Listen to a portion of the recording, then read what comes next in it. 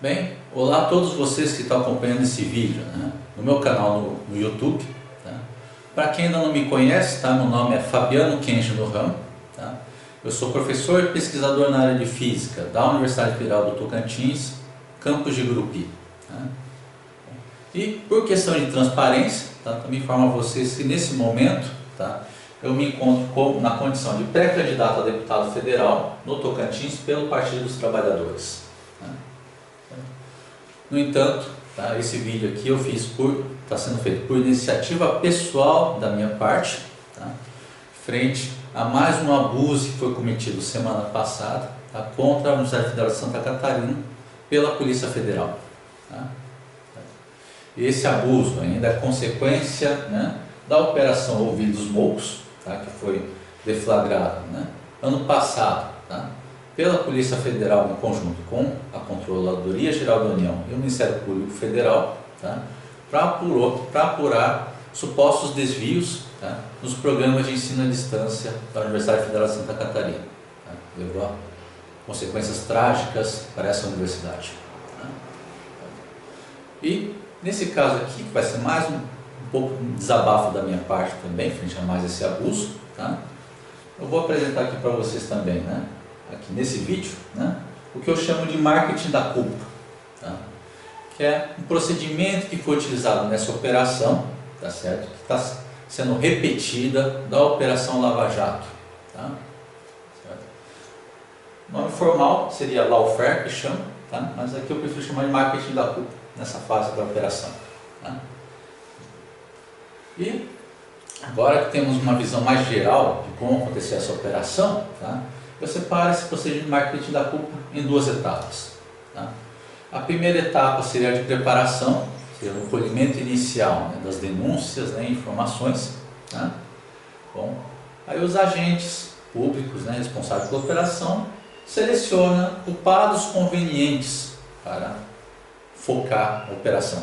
Tá? Nesse caso foi a Universidade Federal de Santa Catarina e o reitor na época, tá, Luiz Carlos Cancellier de Olivo.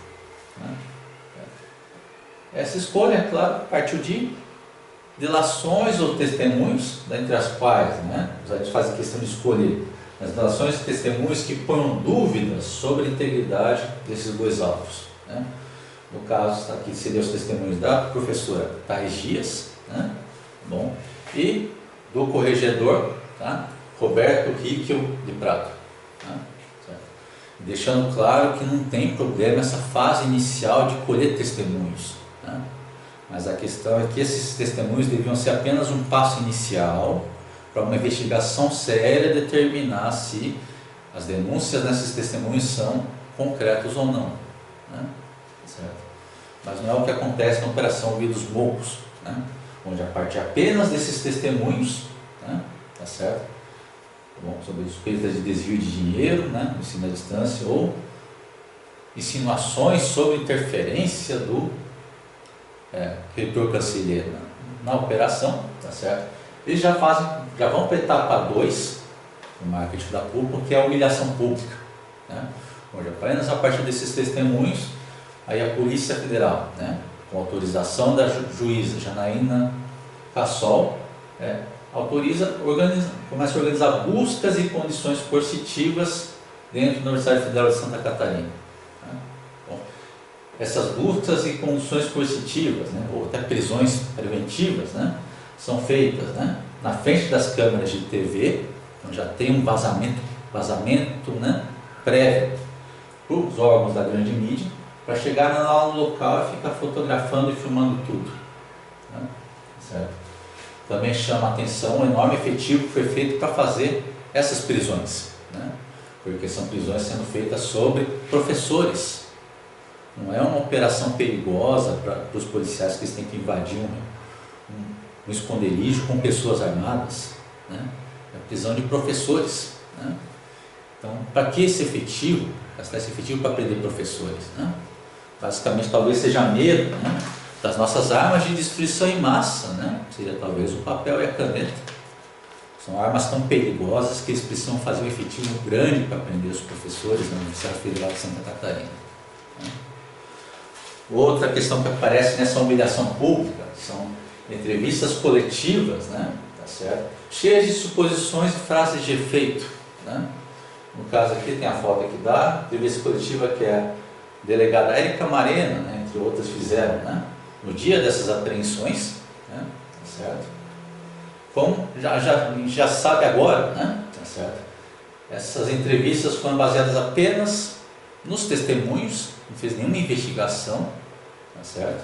Bom, tanto que as manchetes na época falavam o quê? Vinha lá e falava assim: o reitor Cancellier fez movimentos para interferir na investigação, diz a Polícia Federal, né?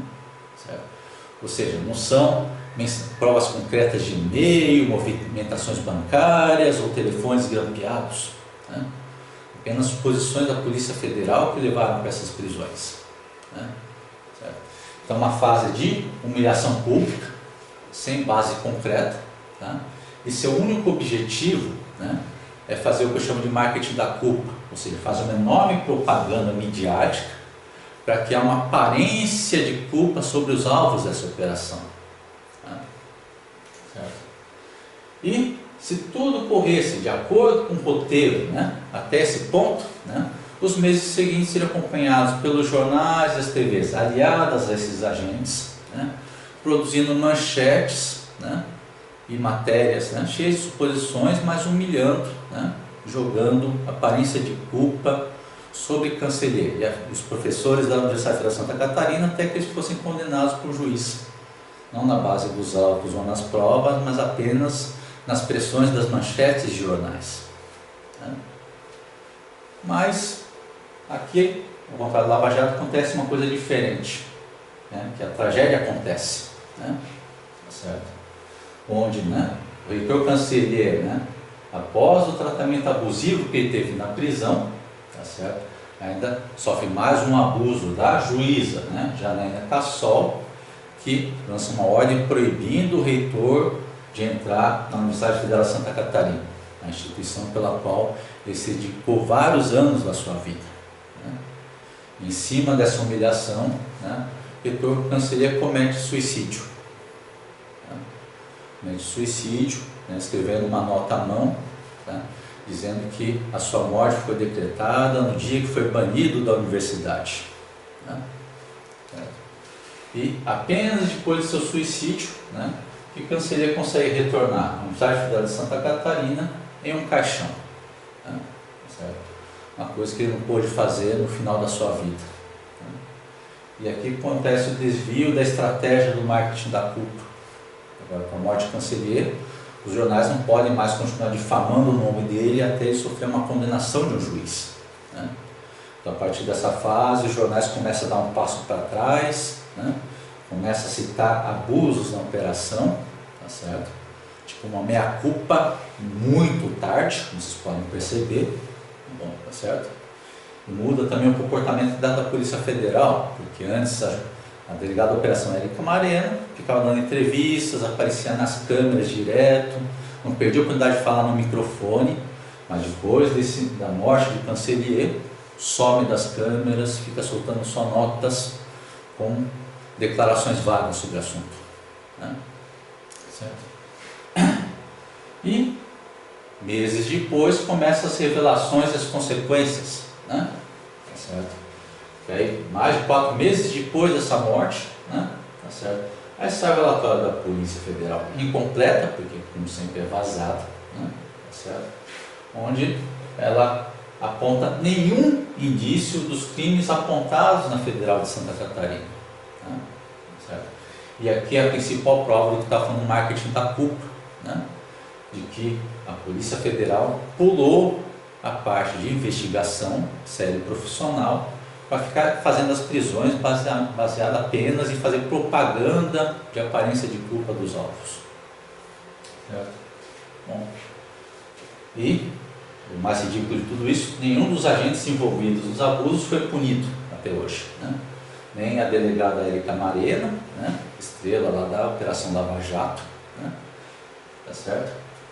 Nem o procurador, né, André Stephanie Bertual, também não foi punido, nem a juíza Janaína Cassol, que autorizou todos esses abusos que foram cometidos dentro da Federal de Santa Catarina, né? E com um escárnio àqueles que acompanham a operação e também aos familiares da vítima, né? Certo? Também temos a notícia que a delegada responsável, né, pelo caso, que é a Érica Marena, foi promovida a superintendente na Polícia Federal. Tá? Você vê o nível do absurdo, né? É só a gente imaginar a cena, imagina a cena desse momento, né? Então assim, puxa, a delegada Érica Marena, seus abusos causaram a morte de um homem inocente, né? Meus parabéns pelo seu feito, você foi promovida a superintendente da Polícia Federal. Então esses são os tempos estranhos da polícia da Lava Jato, onde a incompetência é premiada em vez de ser punida. Certo? E como não se bastasse isso, né? Tá certo? Então tivemos semana passada uma nova investida contra a Universidade Federal de Santa Catarina, tá? Onde foi feita a intimação ao ex-chefe de gabinete de Canceller, tá certo? O professor jornalista, né? Áureo Mafra de Moraes, tá certo? Bom, pela cena que acontece aqui nesse vídeo, né? Um vídeo para comemorar os 57 anos da Federal de Santa Catarina, tá certo? Ele não fez nenhuma crítica direta a Érica Marena, a Janela Cassol ou ao procurador André Stefano Bertual, né? Fez uma declaração e por trás passa os alunos, né, ou membros da universidade carregando esse cartaz aqui, fazendo crítica à operação, né? Aí daqui que vem o processo que está intimando esse professor, né? Basicamente a causa porque eles argumentam que ele não censurou a manifestação criticando a Érica Marena, a estrela da Lava Jato, né? Nós chegamos a mais esse absurdo, porque como os estudantes não foram punidos, eles se dão ao direito, né, de perseguir aqueles que criticam a operação. Tá? Então esse é o resultado, então, falando desse procedimento de marketing da culpa. Tá? É um procedimento que a investigação é abandonada. Tá? Então nós temos uma Polícia Federal que tem preguiça de investigar de verdade, tá? E só se preocupa então em escolher um alvo, né? Fazer difamação dele, fazendo humilhação pública em cumplicidade, né, com os meios de comunicação, tá? TV Globo, Folha de São Paulo, Estadão, assim por diante, tá certo? Bom, e procura chegar na condenação apenas na base da propaganda de aparência de culpa, tá? E a moeda de troca que eles recebem dos meios de comunicação é a fama, porque são agentes que têm já vários privilégios, tá certo? Bom, tá? Então a moeda de troca nesse caso não é a propina convencional, mas sim o eco. Quanto mais eles perseguem aqueles que a grande mídia não gosta, tá? Mais eles ganham tempo de TV, mais são bem falados nos jornais e televisões pelo Brasil afora, tá? Então nessa perspectiva de judiciário plim-plim, tá? O ego fala mais alto, tá? Esses agentes têm o mesmo comportamento análogo aos chefes da mídia, como por exemplo aqueles torcedores do estádio, né? E ficam levantando cartaz de Galvão filma eu, Galvão filma nós, né? Certo? Ou, mãe, eu tô na Globo, pessoal, né? Tá certo? Mas com uma diferença essencial, né? Eu não tenho nada contra esses torcedores que na alegria do momento estão querendo aparecer na TV, né? E não estou fazendo nenhum mal a ninguém fazendo isso. Agora, no caso desses agentes, para ganhar seus minutos de fama na Globo, né? A cada eu estou na Globo que eles fazem na TV, eles estão manchando um currículo, estão manchando a história da vida de uma pessoa, estão manchando a imagem de instituições sérias, como nesse caso a Universidade Federal de Santa Catarina. São pessoas que largam a obrigação do cargo em busca da fama. Tá? E, né, só para encerrar, tá certo? Aqui passa algumas referências, né? Vocês, quando quiserem se orientar melhor no assunto, tá? O jornal GGN, Jornalistas Livres, blog Marcelo Auro. E vocês têm essas matérias que vocês considerem para estar mais inteirados sobre o assunto. Tá? E com isso encerro essa apresentação, que é mais um desabafo frente aos abusos que foram cometidos, né? Tá certo?